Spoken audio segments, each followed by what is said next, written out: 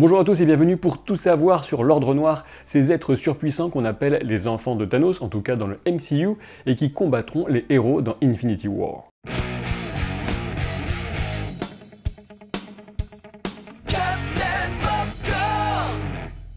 Comme toujours, je préfère prévenir, si vous faites partie de celles et ceux qui ont la volonté de découvrir les films Avengers 3 et 4 en salle sans rien en savoir à l'avance, sachez que ce type de vidéo n'est certainement pas fait pour vous. Le moins qu'on puisse dire, c'est que ces 4 généraux de Thanos qui forment sa garde rapprochée, sa troupe d'élite triée sur le volet, sont aussi fascinants qu'inquiétants. Pour commencer, qui sont ces 4 membres du Black Order et quels sont leurs pouvoirs? D'abord, il y a Corvus Glaive, a priori le chef du groupe et le bras droit de Thanos en personne. Corvus est un brillant stratège militaire, il est doté d'une force, d'une vitesse et d'une résistance surhumaine, même si leur niveau reste à déterminer, on les découvrira dans le film, mais surtout ses deux principaux pouvoirs sont liés à son arme. À ce sujet, on peut remarquer que son apparence inquiétante est clairement inspirée de certaines représentations de la mort en tant que grande faucheuse.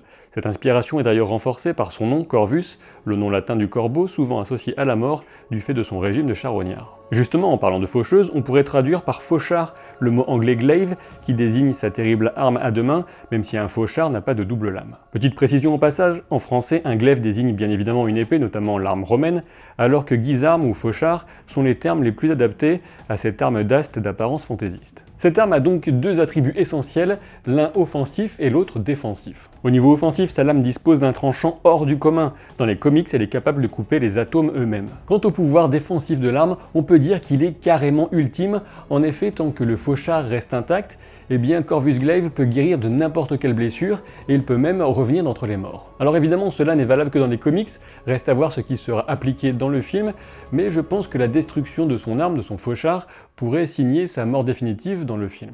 On passe maintenant à Proxima Midnight. Elle est la femme de Corvus Glaive dans les comics, mais la nature de leur relation restera sans doute incertaine dans le film. Non, parce que franchement, je vous avoue, vu la gueule de Corvus Glaive, on n'a pas vraiment envie d'imaginer les petites séances de papouille avec Proxima. Non, merci.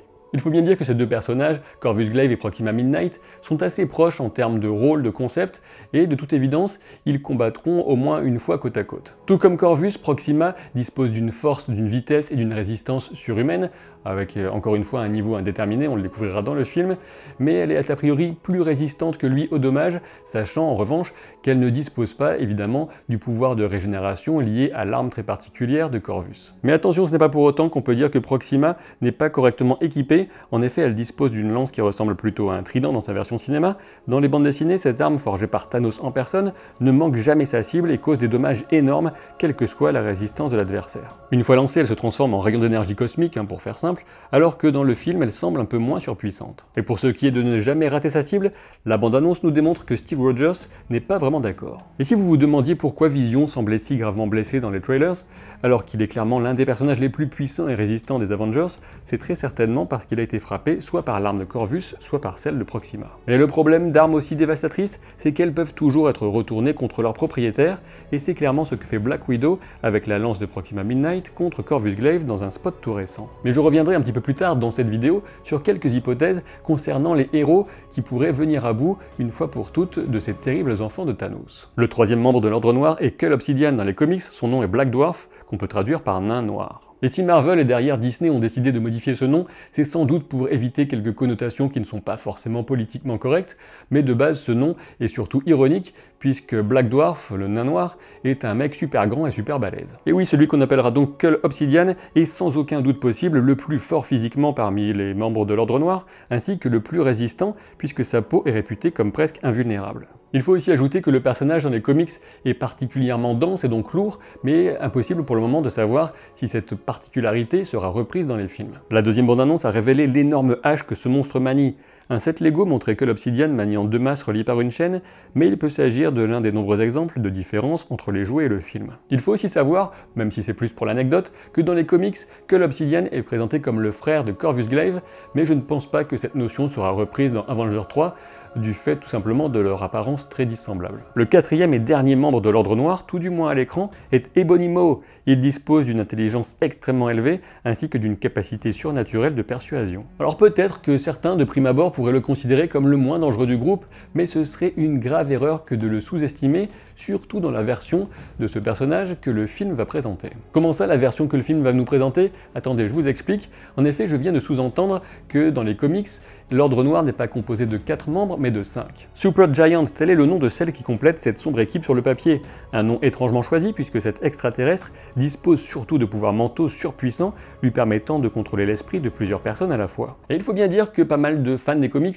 ont été un petit peu déçus de découvrir que Supergiant ne serait pas dans le film, car elle est souvent considérée comme le membre le plus puissant de l'Ordre Noir, mais à ce sujet, les frères Russo, les réalisateurs de Avengers 3 et 4, ont indiqué qu'il était nécessaire, de leur point de vue, de consolider les personnages. Mais alors, qu'est-ce qu'on peut imaginer derrière cette notion de consolidation des personnages?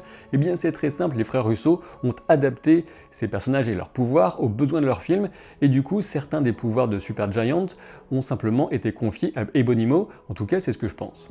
Déjà dans les comics, dans sa version de base, Ebonimo avait été capable de profondément influencer Doctor Strange, et dans les films, la capacité de contrôle mental du personnage devrait être extrêmement puissante. Par ailleurs, on sait que dans les comics, Ebonimo était également capable de se téléporter et qu'il disposait d'un arsenal technologique, avec notamment une sorte de bouclier énergétique. On peut aussi se demander s'il ne disposera pas d'un des pouvoirs de Supergiant qui consiste à se rendre intangible. Ces 4 membres de l'Ordre Noir ont quelque chose en commun, ils sont tous présentés comme les enfants de Thanos dans le film.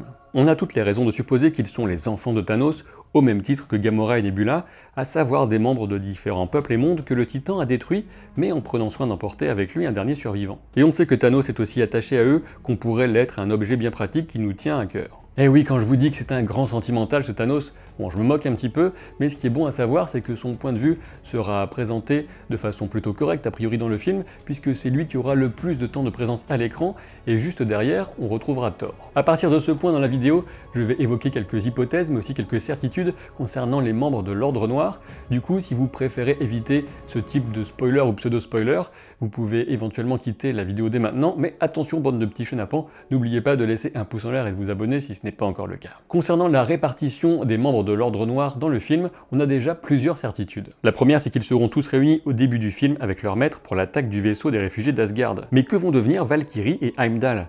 Et oui, il faut dire que j'ai eu pas mal de questions à ce sujet dans les commentaires de la précédente vidéo. De mon point de vue, Heimdall a 99,9% de chances de mourir en couvrant la fuite des Asgardiens.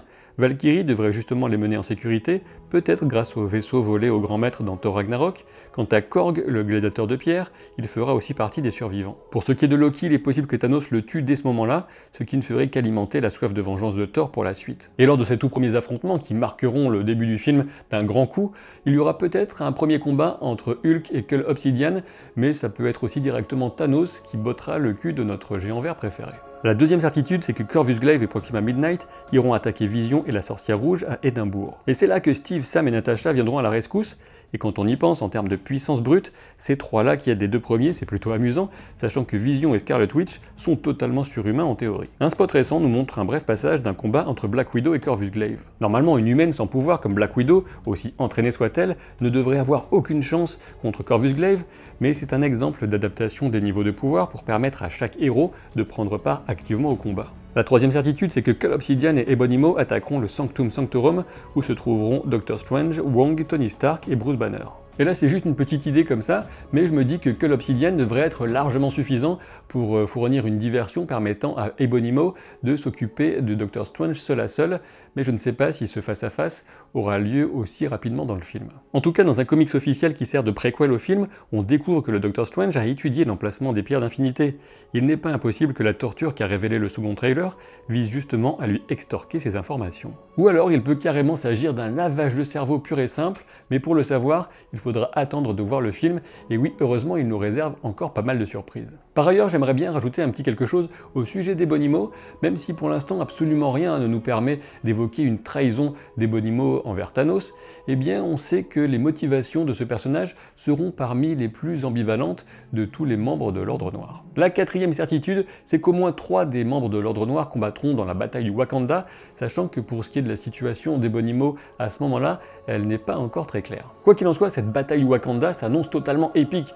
Je serais vraiment déçu si ce n'était pas le cas, et on peut peut-être s'attendre à une revanche du coup entre Hulk et Cull Obsidian, avec cette fois une victoire écrasante du géant vert, peut-être qu'il lui défoncera la tronche à coups de boîte de maïs, un truc dans le genre, je sais pas. On devrait aussi avoir droit, donc plutôt vers la fin du film, à un grand combat de stratège avec d'un côté Steve Rogers et Black Panther contre Corvus Glaive, et le dernier mot dans cet affrontement épique devrait revenir à notre cher Steve, qui est toujours le capitaine dans nos cœurs. Pour ce qui est de Proxima Midnight, je verrais bien Wanda Maximoff la vaporiser pour de bon, mais alors là ce ne sont que de pures spéculations, ça pourrait tout aussi bien être par exemple Black Widow qui lui ferait mordre la poussière, on le découvrira en voyant le film. Et puis, quelles que soient les issues de tous ces affrontements qui s'annoncent très spectaculaires, je reste convaincu que la victoire finale reviendra à Thanos. Et puisque je vous parle du monsieur violet avec un gros menton, je n'ai pas oublié ma promesse, entre guillemets, d'une vidéo consacrée aux moyens de vaincre Thanos, mais je pense qu'il serait plus intéressant de la diffuser plus tard, et peut-être même après la sortie du premier film, Infinity War,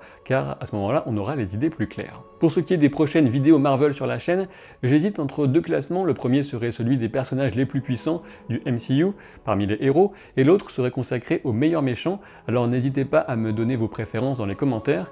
Et puis évidemment, il n'y a pas que Marvel sur la chaîne, et il y a par exemple The Terror, une superbe nouvelle série que je vous fais découvrir dans une toute récente vidéo, mais elle ne fait pas beaucoup de vues et je trouve ça dommage, je vous invite à la regarder. Je pense que j'ai bien assez parlé pour cette fois, je vous remercie d'avance de laisser un pouce en l'air et de vous abonner à la chaîne si vous aimez le contenu que je vous propose. Si vous souhaitez aider cette chaîne d'ailleurs, sachez que vous pouvez aussi bien acheter des t-shirts, il y a des liens dans la description des vidéos, ou bien alors vous rendre directement sur le Tipeee. Et puis je vous donne rendez-vous à très bientôt pour de nouvelles aventures. Salut!